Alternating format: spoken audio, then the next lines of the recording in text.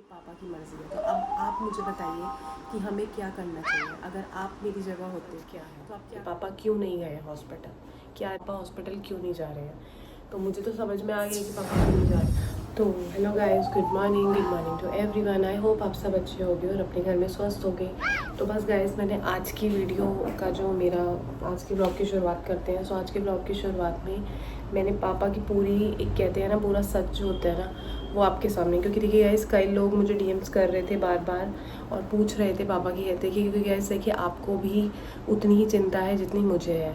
तो मुझे लगा कि ठीक है मुझे बनाना चाहिए ये वाला वीडियो, तो इसीलिए मैंने पापा के लिए ये वाला वीडियो जो है आप लोगों के लिए पूरा, मतलब मैंने बोला कि जितना अच्छे से आपको पापा आंसर कर पाएंगे ना उतने अच्छे से मैं आपको एक्सप्लेन नहीं कर पाऊँगी।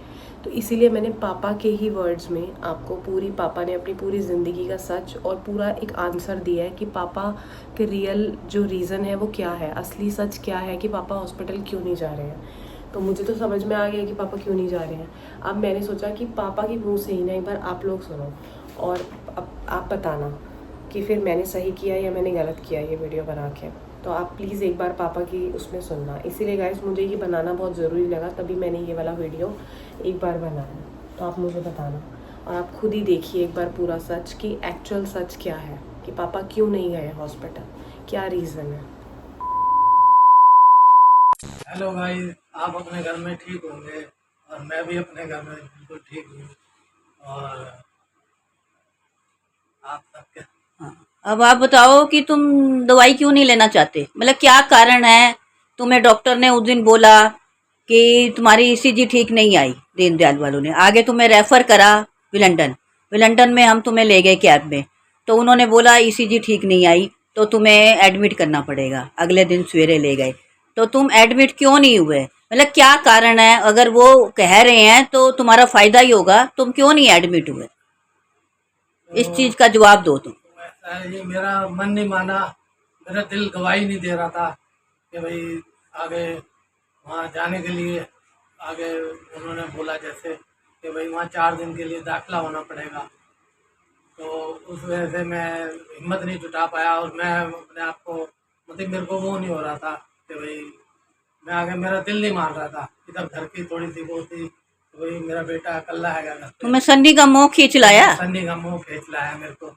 तो सन्नी की तो मैं देख रेख कर लेती, तुम नहीं, अपना इलाज करवाते। फिर क्या भी मैं ना देखती सन्नी को। फिर भी थोड़ा सा मेरा मुंह इधर की तरफ ज़्यादा था। 90% मेरा इधर की तरफ ही दबाव आ रहा था और एक राखी का बंधन आ रहा था। तो अगर मैं वहाँ भर्ती हो जाता तो फिर राखी के लिए भी थोड़ा वो हो जाता। भाई बहनों, मैं अपनी बहनों के घर में नहीं जा पाता। थोड़ा सा मेरा मन इधर की तरफ ही वो हो रहा था, मेरा उस तरफ वो हो ही जाता। और दूसरा नंबर, मैं अपने आप को ठीक महसूस समझ रहा था। इसी वजह से मैं मेरे को अगर कोई ज़रा सी दर्द भी होता तो मैं अपना वहीं पे ही अगर रुक जाता। मेरे को अपने आप को ठीक लग रहा था, तो इस वजह से मेरे को अपने आप को जैसे 80% भी मैं अपने आप को ठीक लग रहा था। मैं कहा थोड़ा मैं अपना खाना टाइम पे खा लेता, थोड़ा सा जैसे अपने आप को वो कर लेता, कोई ताकत की चीज़ें जैसे अपना खा लेते, जैसे जूस पी लिया। तो ऐसे अपने आप को वो करा भाई, जिससे मैं अपने ठीक रहूँ। पर तो उस टाइम तुम्हें मैंने देखा था पेन हो रहा था और नहीं, वो घर तुम्हारे को पर, पसीना आ रहा था, उस टाइम तुम्हारा दर्द रुक गया। वो घर पे था। जब मैं बाहर स्कूटी पे गया तो मेरे को बिल्कुल हवा लग रही थी बड़ी तेज की, और मुझे ऐसा लग रहा था जैसे मैं खुली हवा में आ गया हूँ और कोई दिक्कत नहीं लग रही थी मेरे को। तो हॉस्पिटल जाने से पहले भी मेरे को ऐसा लग रहा था जैसे अगर किसी को ऐसा दर्द भी हो तो वो अपनी स्कूटी स्टार्ट करके और अपना, जैसे अगर ठीक लगे थोड़ा सा दर्द ना हो तो वो अपना स्कूटी में जैसे हवा में जाते हैं, जैसे कोई कोई कोई घोड़े पे सवार होके जा रहा है, ऐसे ठंडी हवा में ऐसे स्कूटी पे हम चला के गए।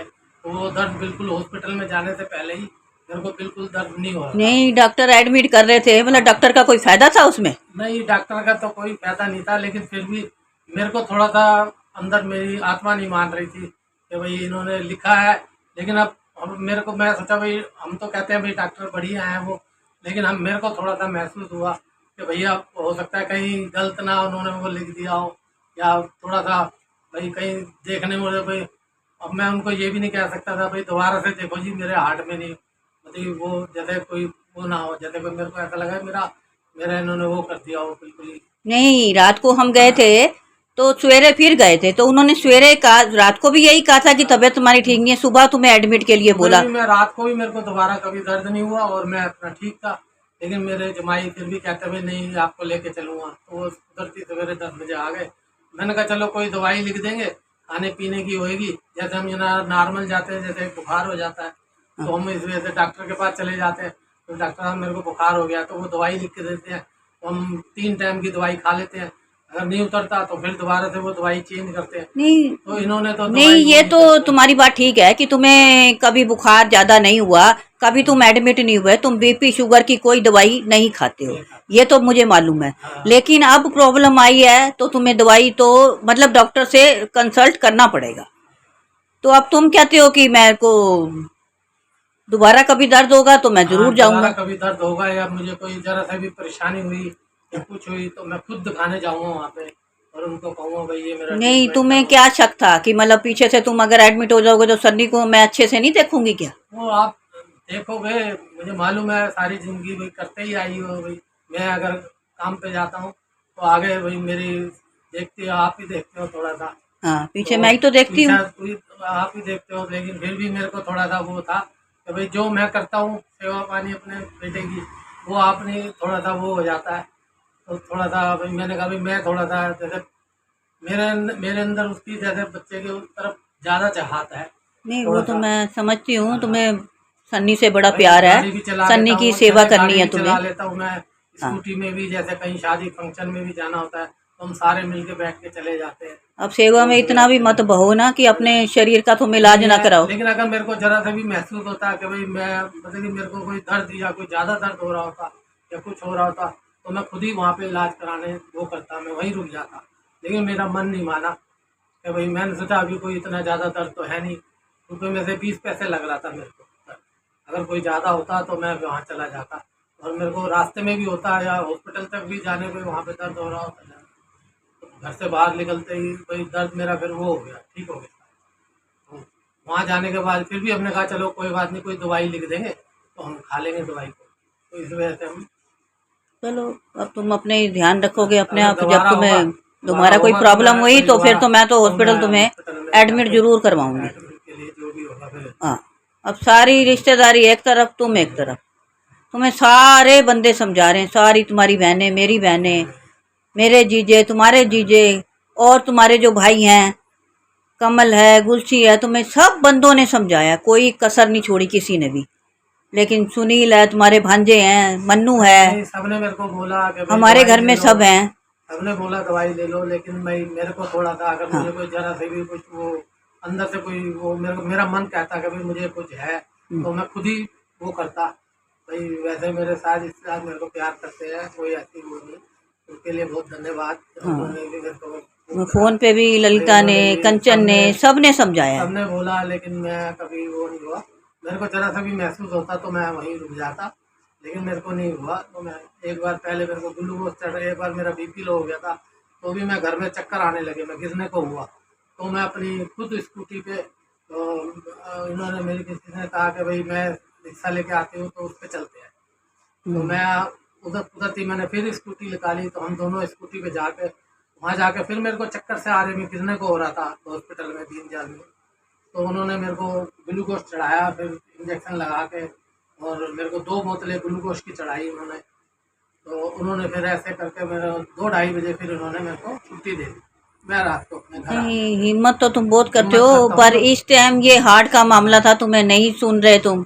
चलो अब तुम जब कहोगे फिर तभी दिखाएंगे। कभी होगा तो फिर ज़्यादा दिक्कत होगी तो फिर इसके लिए जाऊँगा। चलो, जब से मैं अभी चल ही रहा हूँ, अभी तक कोई दर्द की कोई ऐसी वो लगी नहीं मेरे को, अगर होएगा तो मैं ज़रूर आपके कहने पे सारी जो आप कहोगे मैं वैसे जाके दवाई दे दूँ। चलो गाइस को गुड बाय कर दो।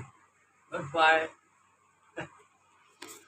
तो बस गाइज आज का जो व्लॉग है इसी के साथ ही हम यहीं पे एंड करेंगे। और ये चीज़ ना गाइज मुझे आप तक पहुंचानी बहुत ज़रूरी थी, क्योंकि कई लोगों के डीएम्स मेरे पास आ रहे थे कि क्या होगा पापा का, आपके पापा जाएंगे कि नहीं जाएंगे हॉस्पिटल, कैसे आप लोग ट्रीटमेंट कर रहे हैं, क्या कर रहे हैं। तो गाइज इसीलिए मैंने पापा को बोल के ना मैंने ये व्लॉग जिस दिन राखी थी उसी दिन मैंने ये ब्लॉग मैंने पापा के साथ बनाया था, तो मैंने ये सोचा था कि मैं आप लोगों को जवाब ज़रूर दूंगी इस चीज़ का कि ये देखिए ये पापा की मर्ज़ी है। तो अब आप मुझे बताइए कि हमें क्या करना चाहिए। अगर आप मेरी जगह होते तो आप क्या करते? अगर आपके पापा नहीं मान रहे होते तो आप कैसे मनाते अपने पापा को? तो प्लीज़ गाइस मुझे ज़रूर बताइएगा ये चीज़। और इसी के साथ मिलेंगे नेक्स्ट ब्लॉग में। और जिन्होंने मेरे चैनल को सब्सक्राइब नहीं किया है वो जाके सबसे पहले मेरे चैनल को सब्सक्राइब कर दीजिए, और जिन्होंने कर दिया है उन्हें थैंक यू सो मच। और मिलते हैं ऐसे ही और ब्लॉग्स में और मिलेंगे, तो तब तक के लिए बने रहिएगा ऐसे ही। तो गुड नाइट, मिलते हैं कल के ब्लॉग।